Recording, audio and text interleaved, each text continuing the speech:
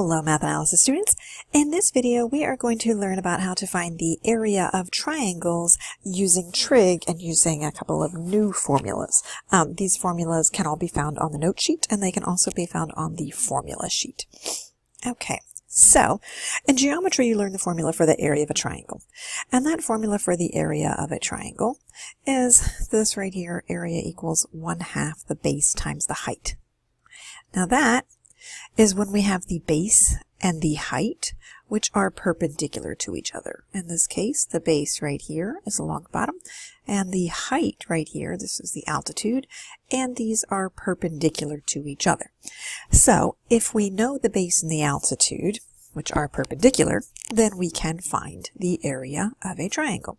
For instance, in this problem right over here, since we have that our base is this 10 right here, and this perpendicular that was dropped down right here, it doesn't actually have the right angle symbol, but it should. The point of dropping this down, it's called the altitude, that makes it the height, and then we could find the area here, which would be 1/2 our base, which is 10, times our height, which is 6, and when we calculate that 1/2 of 10 times 6, we would get 30. We do have a unit here, this is in meters, so our area would be in meters squared, square meters. But we don't always have the height, which is perpendicular, so we need to have some other ways to find areas of triangles. Using trigonometry, we can find additional ways to find the area of the triangle.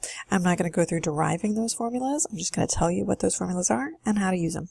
The first one we have is when we have information which is in side angle side order, then our area is 1/2 CA times the sine of B. Now you might not always have the letters A, B, and C. They might not always be in this order. The important thing here to realize though is that these two sides are our A and our C here, and the included angle, this angle B, is the included angle between those two sides.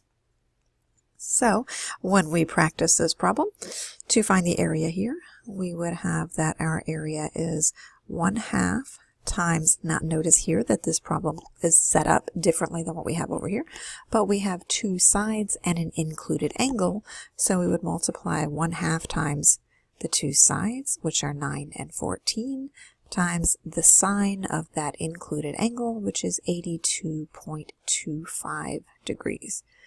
Now we would go over to our calculator or go over to Desmos. Make sure that your device is in degree mode, and when you plug that into your calculator, you get about 62.4.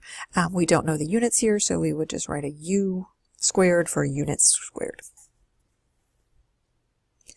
Okay, when we have different information, when we have angle side angle or angle angle side, then our area formula is C squared times the sine of A times the sine of B, all divided by 2 times the sine of C. Now the important thing to note here is that this C up here and this C down here are opposite each other.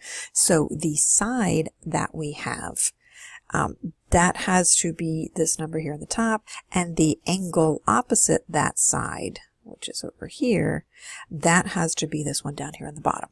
Not one of the two in the numerator. These two in the numerator are the other two angles. If we are given two of the angles, we can find the third angle by using the fact that all the angles in a triangle add up to 180 degrees. Okay, so let's see it at work. We have this problem right here where we have a side which is 9, and we have two angles, 52 and 81 degrees. So when we set up our problem here, we need to use this side, which is given to us, and the angle opposite that. Right now we don't know it, but we can calculate that pretty easily. If we add up 81 and 52, we get 133, and when we subtract that 133 from 180, we get that our missing angle over here is 47 degrees. So now we have our side C and our angle C. Even though they are labeled differently from what they were in this original problem, these would be our side and the angle opposite that side. So we would plug into the calculator. Our area would be c squared, which is 9 squared, times, we want to calculate the sine of these two angles, which are adjacent to, not opposite from, the given side. So the sine of 52 degrees times the sine of 81 degrees. And then on the bottom, 2 times the sine of the angle that is opposite from the given side, which is 47. And you would go to your calculator or to Desmos, plug this in, make sure that you are closing your parentheses here. Actually, let's just go over here and let's go over to Desmos and calculate that one. Make sure that you are in degree mode. And when you calculate here, I would recommend putting parentheses around everything that goes in the top. You're calculating 9 squared times the sine of 52.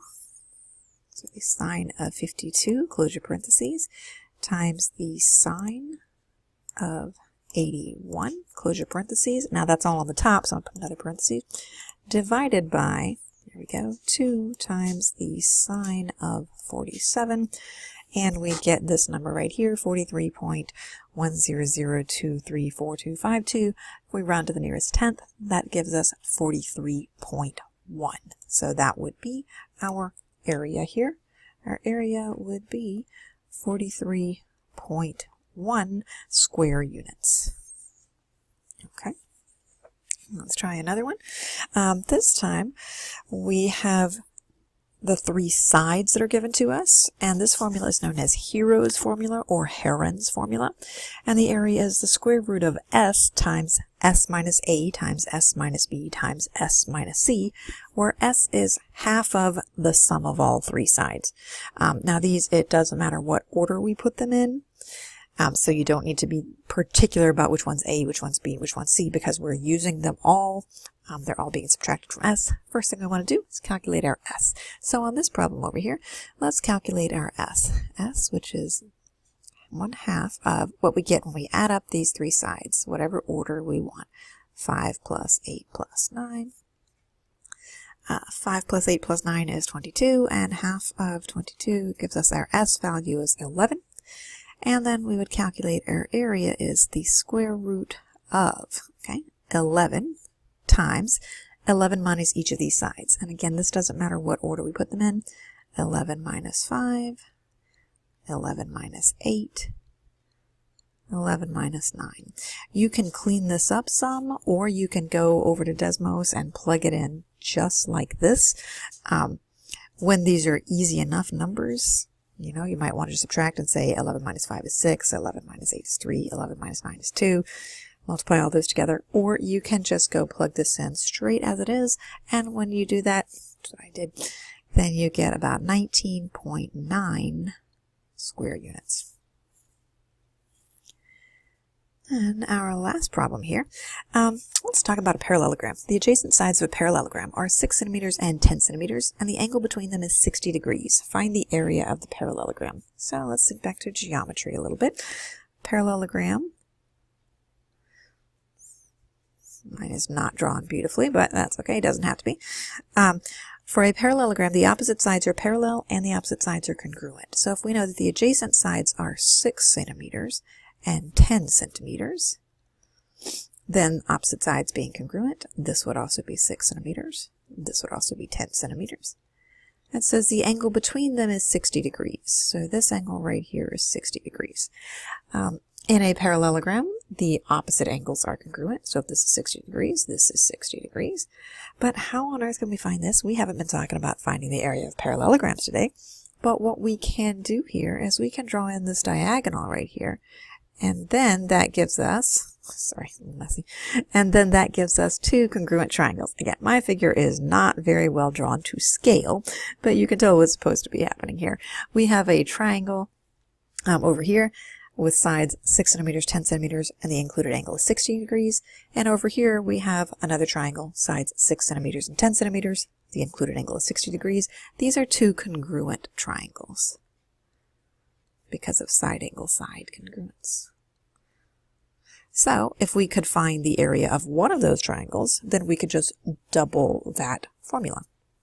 So our area of a triangle, since we have side, angle, side here, then that would be 1/2 AC times the sine of B.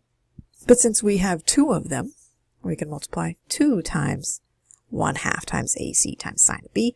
And then, of course, the 2 times the 1/2, they end up canceling each other out. And we're just left with our A times C times the sine of B. A and C, of course, are our sides, 6 and 10. And the sine of B, which is 60 degrees. And when we go over to our calculator or Desmos and plug that in, 6 times 10 times the sine of 60, we get that this is 52. We do have units here. We've got centimeters, so our area would be square centimeters. And there we go. Sometimes your problems will have different letters, so you will need to be able to adjust your formula. It's not about memorizing the A's and the B's and the C's, but knowing the relationships between them, and when you have to put something in a specific place because of opposite sides and opposite angles. You do not need to memorize these formulas. You can use them on your note sheets or on your formula sheets. And next class, next video, we're going to be working on some more challenging problems. Still using these formulas, but more challenged. All right, I'll see you then.